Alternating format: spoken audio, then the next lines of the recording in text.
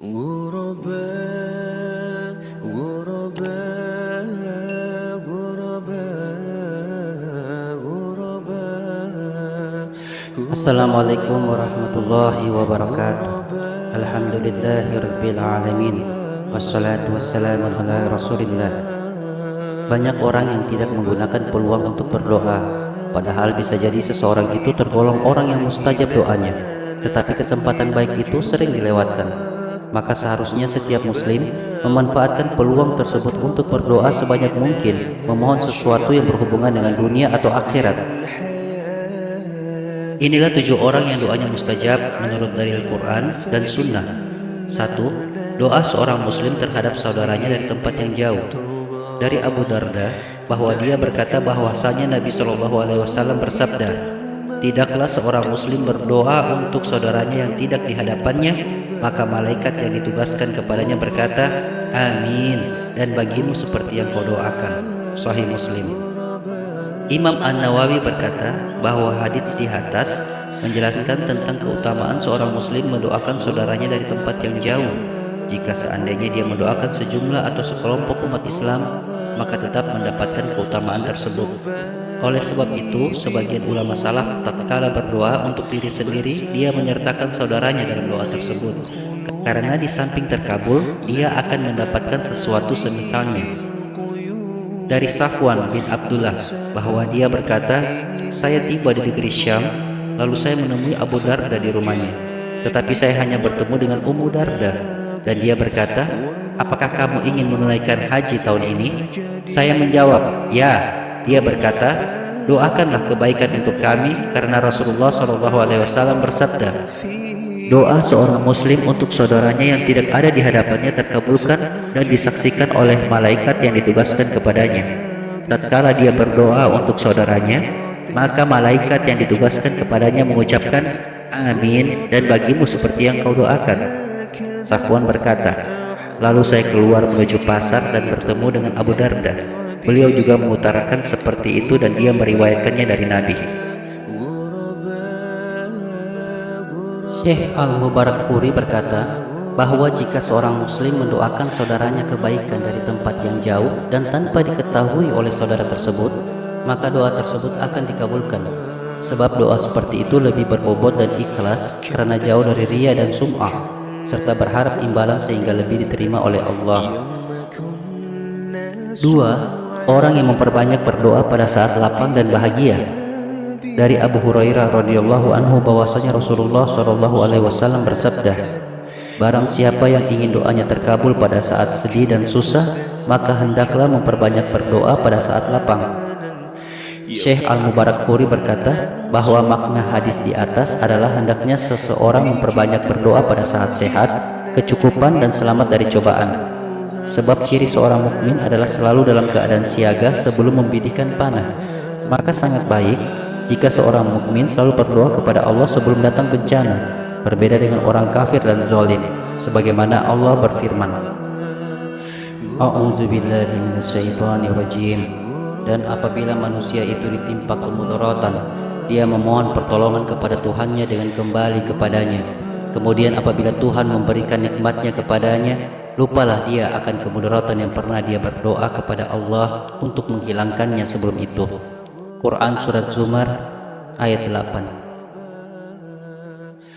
3. Orang yang teraniaya.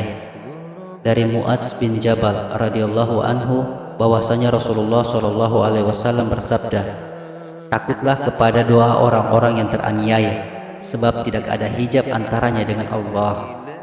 Dari Abu Hurairah berkata bahwasanya Rasulullah SAW bersabda, "Doanya orang yang teraniaya terkabulkan. Apabila dia seorang durhaka, maka kedurhakaannya akan kembali kepada diri sendiri." 4 dan 5 yaitu doa orang tua terhadap anaknya dan doa seorang musafir. Dari Abu Hurairah radhiyallahu anhu bahwasanya Rasulullah SAW bersabda, 3 orang yang doanya pasti terkabulkan: doa orang yang teraniaya, doa seorang musafir, dan doa orang tua terhadap anaknya. 6. Doa orang yang sedang puasa. Dari Anas bin Malik radhiyallahu anhu bahwa dia berkata bahwasanya Rasulullah SAW bersabda, 3 doa yang tidak ditolak: doa orang tua terhadap anaknya, doa orang yang sedang berpuasa, dan doa seorang musafir. 7. Doa orang dalam keadaan terpaksa. Allah Subhanahu wa Ta'ala berfirman, "Atau siapakah yang memperkenankan doa orang yang dalam kesulitan apabila ia berdoa kepadanya, dan yang menghilangkan kesusahan dan yang menjadikan kamu manusia sebagai khalifah di bumi? Apakah di samping Allah ada Tuhan yang lain? Amat sedikitlah kamu mengingatnya." Quran Surat An-Naml ayat 62. Imam Asy-Syaukani berkata bahwa ayat di atas menjelaskan betapa manusia sangat membutuhkan Allah dalam segala hal, terlebih orang yang dalam keadaan terpaksa yang tidak mempunyai daya dan upaya. Sebagian ulama berpendapat bahwa yang dimaksud dengan orang terpaksa adalah orang-orang yang berdosa, dan sebagian yang lain berpendapat bahwa yang dimaksud terpaksa adalah orang-orang yang hidup dalam kekurangan, kesempitan atau sakit, sehingga harus mengadu kepada Allah.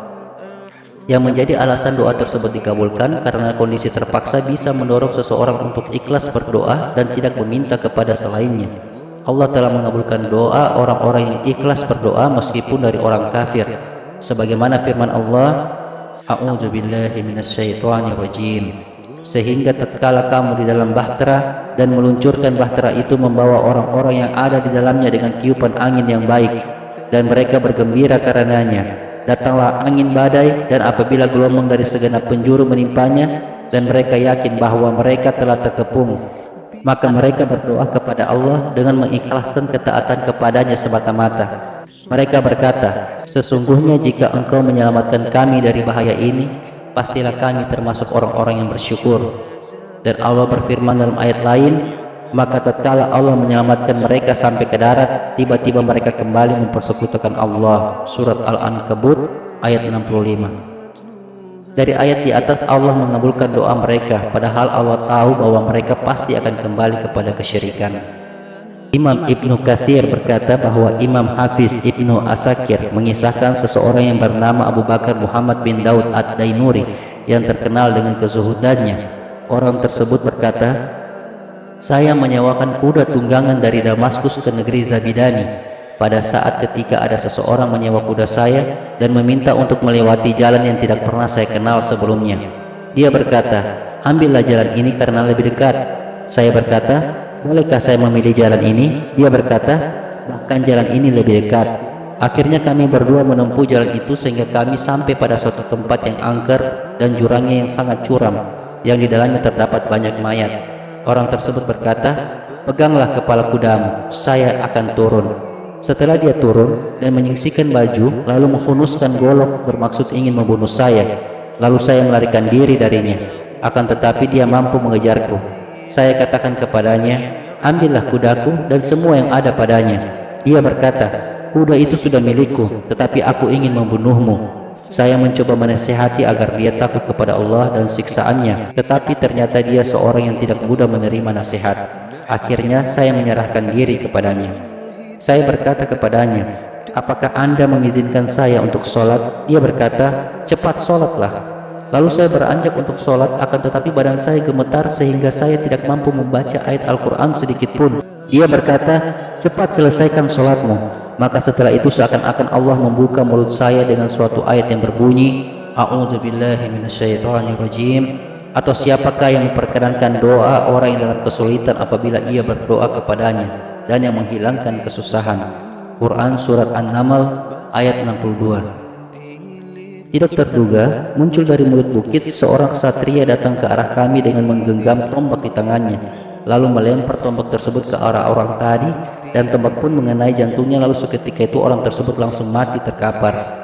Setelah itu maka saya memegang erat-erat ksatria tersebut dan saya bertanya, 'Demi Allah, siapa engkau sebenarnya?' Dia menjawab, 'Saya adalah utusan Zat yang maha mengabulkan permohonan orang-orang yang dalam keadaan terpaksa tatkala dia berdoa dan menghilangkan segala malapetaka.'